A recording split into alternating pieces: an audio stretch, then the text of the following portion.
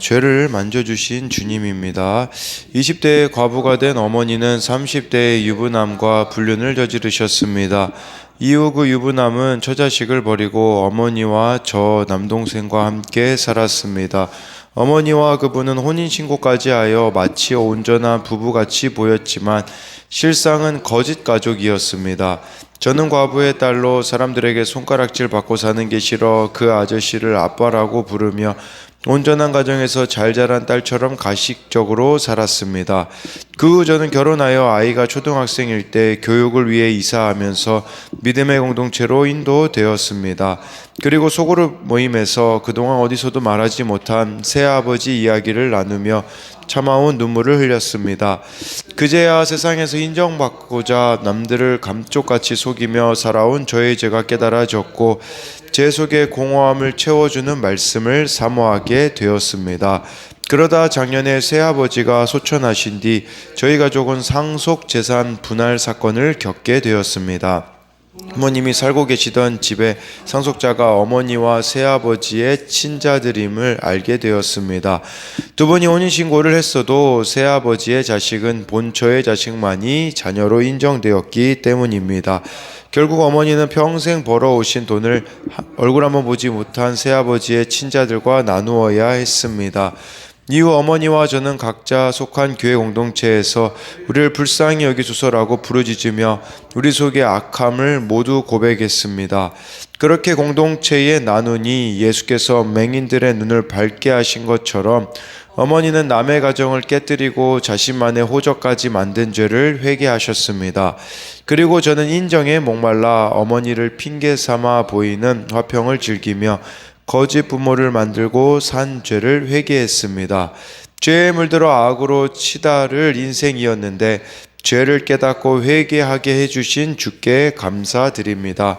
이제는 저와 어머니의 눈을 밝혀주신 예수님의 소문을 온 땅에 퍼뜨리는 자로 살아가겠습니다. 적용하기입니다. 매주 교회 소그룹 모임에서 저와 저의 가정의 수치를 솔직히 고백하겠습니다. 매일 아침 큐티하며 감사 기도와 회개 기도를 드리겠습니다. 여기 나와 있는 이 묵상 간증 사건을 통해서 이 상속재산 분할 사건을 통해서 이렇게 기도할 수밖에 없게 되어지고 자신들의 악함을 또 보게 되어졌을 때 마치 오늘 말씀에 나온 맹인들의 눈이 밝아진 것처럼 어머니는 남의 가정을 깨뜨리고 자신만의 호적까지 만든 죄를 회개하셨다고 하잖아요. 그리고 거짓 부모를 산 죄를 이 묵상 간증을 쓴 분도 이렇게 회개했다라고 말해주고 있기 때문에 그때 사건을 통해서 하나님께서는 말씀하시는 것이 있기 때문에 우리는 사건들 속에서 말씀으로 내 모습을 보는 것이 너무나 중요하다라고 할 수 있습니다. 오늘은 마태복음 9장 27절부터 34절까지인데요. 27절에 예수께서 거기에서 떠나가실새 두 맹인이 따라오며 소리질러 이르되 다윗의 자손이여 우리를 불쌍히 여기소서 하더니 라고 이렇게 말씀해주고 있습니다. 이 맹인들 예수님 앞에 나오기 사실 쉬운 사람들이 어디 있습니까? 이 맹인들도 나오기 어려운 사람들이었습니다. 왜 그러냐면 그 당시 사람들이 이 맹인과 눈이 먼 것과 죄를 연관시켜서 사람들이 생각을 했거든요. 그래서 이 성경에도 보면 맹인이나 눈에 질병이 있는 사람은 제사장 직분을 할 수도 없고 하나님 앞에 제사를 위해 나올 수도 없었다라고 이렇게 하고 있습니다. 그러나 이 맹인들은 예수님께 정말 치유받고자 나오게 되었던 것이죠. 그래서 이사야 35장 5, 6절에는 이런 말씀이 있거든요. 그때의 맹인의 눈이 밝을 것이요 못 듣는 사람의 귀가 열릴 것이며 그때에 저는 자는 사슴같이 뛸 것이며 말 못하는 자의 혀는 노래하리니 이는 광야에서 물이 솟겠고 사막에서 시내가 흐를 것임이라.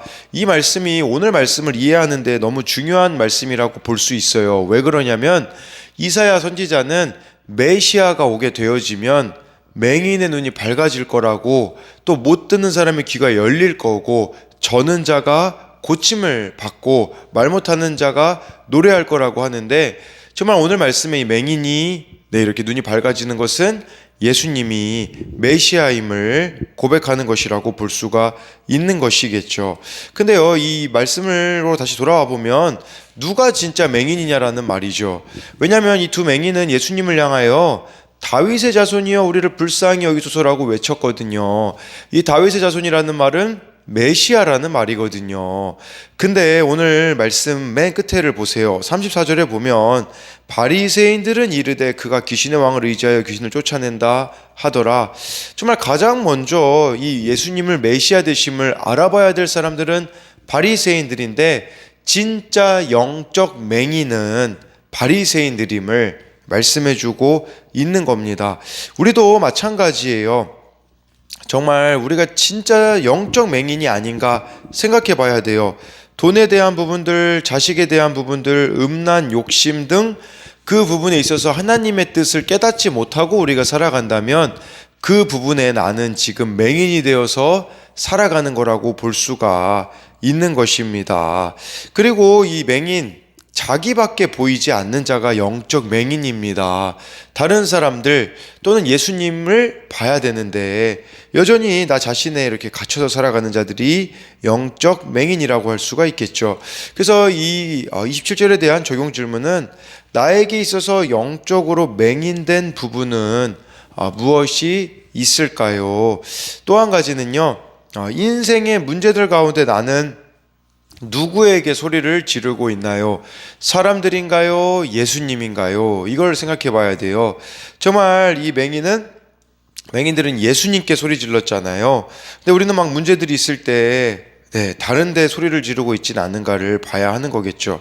28에서 30절까지 보면요, 예수께서 집에 들어가시면 맹인들이 그에게 나아오거늘 예수께서 이르시되 내가 능히 이 일 할 줄을 믿느냐 대답하되 주여 그러하오이다 하니 29절에 이에 예수께서 그들의 눈을 만지시며 이르시되 너희 믿음대로 되라 하시니 30절에 그 눈들이 밝아진지라. 예수께서 엄히 경고하시되 삼가 아무에게도 알리지 말라 하셨으나 라고 해가지고요, 어떤 사건 가운데 우리가 이 말씀으로 해석을 하는 게 눈이 밝아진 거라고 할 수 있어요. 그러니까 예수님께 나와왔을 때 눈이 밝아진 거, 우리가 정말 이 예배하다 그 예배 가운데 큐티하는데 기도하다가 이렇게 우리가 주님의 뜻이 깨달아지는 것이 바로 영적 맹인을 탈출하는 것이라는 것을 봐야 한다라는 것입니다. 그리고요, 네 눈이 밝아졌다라는 것은요, 숨기는 것이 아니라 드러내는 것에 있다라는 것을 기억해야 돼요. 영적 맹인인 경우요, 내 자식이 문제아라고 생각하면 내세울 것이 없다고 숨기고 창피해 한다면 어디를 가도 그 자녀는 창피한 존재밖에 되어지지 않는 겁니다. 그러니까 내가 영적 맹인이라는 건 이런 것들을 자꾸 숨기고 가리고 창피해 하는 게 바로 영적 맹인이라는 거죠. 근데 눈들이 밝아진다라는 것은 이것을 더 이상 부끄러워하지 않고 이것이 오히려 나를 예수님께로 인도해 줬구나 라고 깨닫는 것을 이렇게 발견하게 되는 게 눈이 밝아지는 게 아닐까요? 또한 다른 사람들을 바라보는 그 시선과 마음이 달라지는 게 바로 눈들이 밝아지는 게 아니겠습니까? 그래서 예수님은 또 이것을 아무에게도 알리지 말라고 하셨어요. 왜 그러냐면 예수님이 이 땅에 오신 목적은 단지 치유만에 있지 않았거든요. 십자가를 지셔야 되는 게 예수님의 목적이었기 때문에 이런 것들로, 다른 비본질적인 것들로, 물론 이거는 비본질이라고 말할 수 없겠죠. 누구에게는 생명이 걸린 일이기 때문에. 근데 그것보다도 더 중요한 일이 있기 때문에 예수님께서는 아무에게도 알리지 말라고 하신 것이에요. 28절부터 30절까지에 대한 적용 질문은 예수님께서 만져주실 수밖에 없도록 예배와 말씀 묵상으로 나아가고 있습니까? 그러니까 29절에 예수님이 눈을 만져주시는 것은 우리로 말하자면 예배 자리 나아가는 거, 말씀 묵상하는 게 되겠죠. 말씀으로 눈이 밝아져서 내 삶이 해석된 경험이 있나요? 그래서 정말 이 말씀으로 내 자신을 온전히 보게 된 경험, 또 자존심과 체면 때문에 주님께 나아오지 못하고 문제를 숨긴 채 어두움을 전염시키지는 않나요? 라고 해서 정말 이렇게 꽁꽁 숨겨놓고 있어요. 부끄러운 부분들, 연약한 부분들은 숨겨놓고, 네, 이렇게 우리가 어두움을 전염시키는 자들은 아닌가를 또한 봐야 하는 거겠죠. 31절부터 33절까지 보면요, 그들이 나가서 예수의 소문을 그 온 땅에 퍼뜨리니라. 32절에 그들이 나갈 때에 귀신 들려 말 못하는 사람을 예수께 데려오니 33절에 귀신이 쫓겨나고 말 못하는 사람이 말하거늘 무리가 놀랍게 여겨 이르되 이스라엘 가운데서 이런 일을 본 적이 없다 하되 라고 해서요, 소경들이 눈이 밝아지니까, 여기 보니까 그들이 나가서라고 나와 있잖아요. 31절에 여기 그들이 누구겠습니까? 소경들 아니겠습니까? 그러니까 소경들이, 이 맹인들이 눈이 밝아지니까 귀신 들려 벙어리 된 자들을, 이렇게 자를 예수님께 데리고 옵니다. 이게 뭘 말하겠습니까? 예수님으로 인하여 우리들의 영적 눈이 밝아지면 다른 힘든 사람들이 눈에 보인다라는 거예요. 그래서 그들을 예수님께로 데려올 수밖에 없는 것이죠. 영적 눈이 밝아지니 입이 열려 예수님을 전하게 되는 것이라고 볼 수 있어요. 근데 이 32절에 이 사람은 귀신 들려 말 못하는 사람을 데리고 왔다고 하잖아요. 이 귀신 들려 말 못하는 사람은 아까는 영적 맹인을 이야기했다면 영적 벙어리라고 볼 수 있어요. 이 영적 벙어리는 어떤 사람들이 영적 벙어리일까요? 믿음의 대화가 통하지 않는 세상적인 가치관을 가진 사람도 영적 벙어리가 되겠죠. 해야 될 말, 하지 말아야 될 말을 분별하지 못하고 하지 말아야 될 말들을 쏟아놓는 사람도 영적 벙어리라고 할 수 있겠고요. 예수님을 전하지 못하는 사람, 사랑의 말을 못하는 사람, 용서의 말을 하지 못하는 사람, 비밀이 많은 사람들도 다 영적 벙어리라고 할 수가 있는 것이에요. 왜 그렇게 말을 못합니까? 귀신 들렸기 때문이라고 볼 수가 있는 거죠. 사탄의 권세 아래에 있기 때문에 이렇게 말을 영적 벙어리로 살아가고 있는 것이겠죠.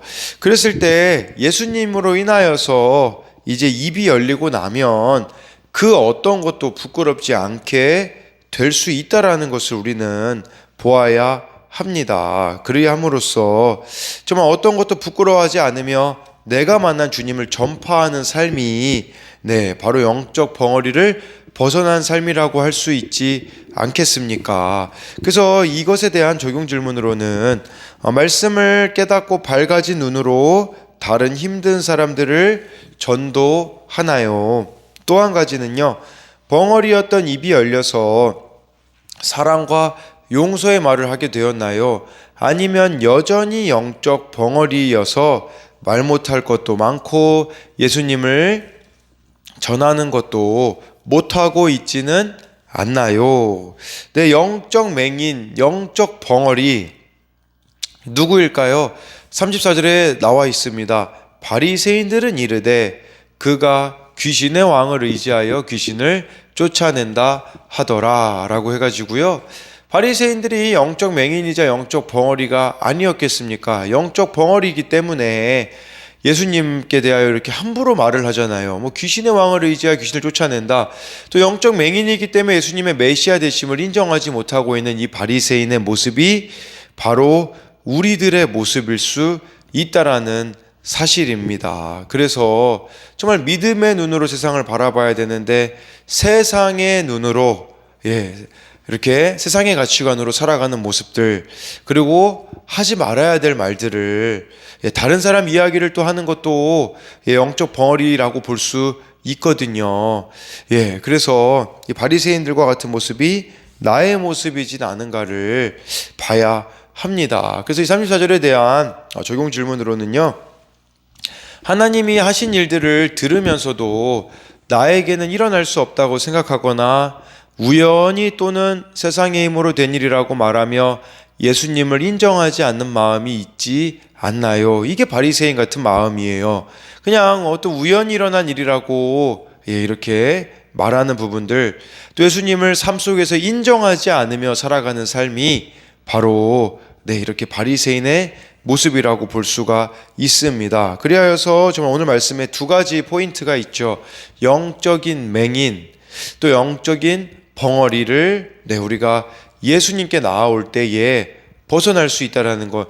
늘 예수님을 가까이 해야 됩니다. 그래야 주님의 시선으로 세상을 바라볼 수 있고 주님이 주신 마음을 우리가 입술로 전할 수 있기 때문에 오늘도 예수님께 나오고 예수님과 그 친밀함 가운데 나아가는 저와 여러분들이 되기를 소망합니다.